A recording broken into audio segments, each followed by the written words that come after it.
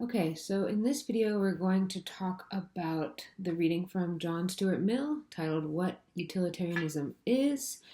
As the title suggests, he just sets out to explain the sort of basic tenets of utilitarianism. And so Mill, just briefly, is a really interesting character because he comes to utilitarianism sort of by birth. His father was a Scottish philosopher named James Mill, who was a very good friend of Jeremy Bentham. Bentham being the sort of father of utilitarianism, the sort of foundational figure of utilitarianism. And so John Stuart Mill was brought up with utilitarian sorts of values. And it also, just by happenstance, happens to be the case that Mill was sort of a famously precocious child. He was sort of a boy genius, and he was learning Greek at age 3 and reading ancient Greek classics in philosophy, like those of Plato, by age 8. And so his father, who was a philosopher, spent a lot of time focusing on his education and sort of brought him up to be this intellectual prodigy, this sort of philosophy prodigy.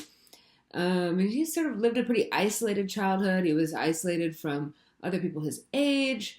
It sounded like it might not have been a very fun time. But his father's plan here to train him in this way, I guess, sort of worked because Mill is now considered to be the most influential English language philosopher of the 19th century. So that's just a little bit of background on him and sort of how he found himself writing about utilitarianism, because Mill is really what people sort of go to lay out the kind of basic tenets of utilitarianism that contemporary philosophers who write about utilitarianism are still really citing today. So like I said, he comes after Bentham. He's raised in this very intense intellectual tradition with this emphasis on utilitarianism, and he writes a book titled Utilitarianism, which is still this like authoritative work on the subject. And in the chapter that we read for this class, we're reading some excerpts from chapter 2. He focuses on clarifying a number of issues and responding to some of the critiques that have come up since Bentham has sort of introduced utilitarianism as a philosophical system. So first, he names what he calls the greatest happiness principle. And the greatest happiness principle is, and I'm going to quote directly from him, actions are right in proportion as they tend to promote happiness, and wrong as they tend to produce the reverse of happiness. And so this is like the main principle of utilitarianism. He says that what he means by happiness is pleasure and the absence of pain, and by unhappiness, pain and the privation of pleasure. So privation just means lack or absence. And this greatest happiness principle, this is the guiding rule for utilitarianism as a moral theory. So if you remember one thing from this module on consequentialism and utilitarianism, you should remember the greatest happiness principle. Okay, so as I mentioned in the first video for this module, utilitarians want to argue that the ultimate good is pleasure. Ultimate meaning this is like the final good. This is the thing that is valuable in and of itself. So Mill argues that pleasure is always our final goal. It's the thing that grounds value in our lives.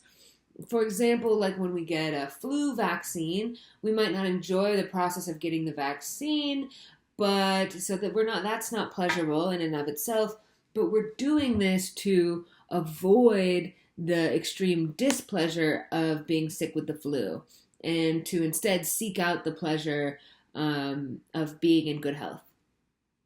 So the first sort of critique that he responds to is one where people say, listen, you just want pleasure, like that is sort of what you just want to like be drunk and have sex and party all the time, like that can't be a good moral theory. And so he says, no, we're not talking just about sensory pleasures, physical pleasures, what he calls the pleasures of swine, which is sort of a rude way of putting it. But he says we're not, the pleasures of swine being like food, sex, alcohol, basic sort of physical sensory pleasures. He says, no, we're talking about higher pleasures. And he says that we as humans have a unique capacity to appreciate these sorts of intellectual and emotional pleasures. And so these might be the kind of things that you might get from reading a really good book or writing some beautiful poetry or listening to a really beautiful piece of music, things of that nature. And so what he also says, I think he makes a bold claim here, he says people who are adequately acquainted with both what he calls the lower and the higher pleasures, he says they will always choose the pleasures which employs their higher faculties. And that to choose otherwise, to not choose these higher pleasures, essentially amounts to a character defect, or what he says, an infirmary of character. So I think that's an interesting thing. I'd be really interested to know if you all agree with that. I think it's a fairly bold assumption to make, and so it might be an area that warrants some response in the discussion posts. But point 2 is he says that people also misunderstand utilitarianism as being self-centered. And so he says, listen, I'm going to remind you again that and I'm going to quote again, the happiness which forms the utilitarian standard of what is right in conduct is not the agent's own happiness, but that of all concerned. So the greatest happiness principle applies to everyone. It's about the net or sum total of all happiness produced by an action, and we take everyone into account when calculating the results. And so because of this, the perspective of the person making the decision doesn't really matter. Ideally, what we're trying to do is make decisions as if we were sort of a neutral observer, not someone who has their own stake in the issue or someone who's working towards their own self-interest.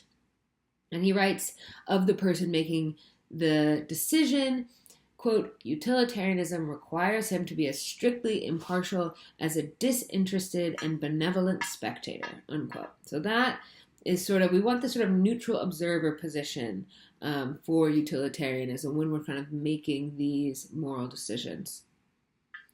So another argument he addresses is from people who say that utilitarianism is simply too demanding and that it's just kind of ridiculous or impractical to expect people to always act for the sake of the general good. And here he says, listen, don't get confused. This is a moral theory. We're trying to figure out what our moral duties and obligations are. And people may not follow these all the time simply because they have other motivations besides just moral motivation. So he's going to say, I'm not talking about our motivations. I'm talking about what our duties are. What do we have to do if we're really motivated to be moral, to be a good person, to be a moral person, to make moral decisions? So he's like, listen, we have plenty of other motivations that can kind of get in the way of that. Another common critique of utilitarianism that he addresses in a roundabout way, but I think is a pretty important critique of utilitarianism, is that sometimes we have to make a moral decision kind of quickly. We have to make these snap decisions, and we just don't have the time or maybe ability to do the sort of calculus that utilitarianism seems to require of us. And Mill says that over time, as a whole, humans have developed these sort of general rules for action because we've collected data over time. So, for example, we have learned that it's not good to kill people. It's not generally good to lie and cheat and steal. And so just in general, socially as a society, we come to have these sort of moral norms.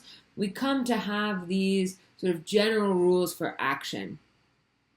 And he says these can serve as sort of heuristics to make our decision-making process a little bit easier. These are kind of the road that has already been paved a little bit on the way to making good decisions.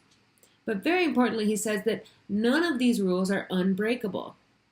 And so they all have exceptions. And he says when there's any confusion, we should always test, ideally, against what he calls the first principle. This is the greatest happiness principle. And even if, if we decide that we have to break these moral norms and we do that, even if this means violating the rights of certain individuals. So, and this is because the greatest happiness for everyone always takes precedence over individual concerns. And there are some interesting critiques of utilitarianism, some thought experiments that people have brought up in response that sort of emphasize this particular critique, or emphasize the fact that sometimes individual rights aren't very much respected under this moral system, and how that can lead to certain issues.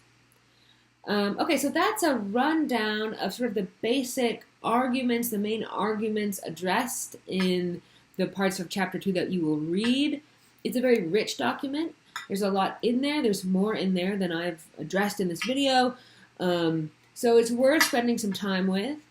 And of course, remember that you do not have to agree with any of Mill's arguments or assumptions. In fact, I encourage you, when writing the discussion post, to challenge the claims made in either this reading or the later reading we're going to do by Singer, because, and I think this Mill piece makes it a little easier because he's laying out some common critiques. So you can say, hey, I actually agree with this criticism, and here's some further reasons why that maybe Mill doesn't get around to addressing.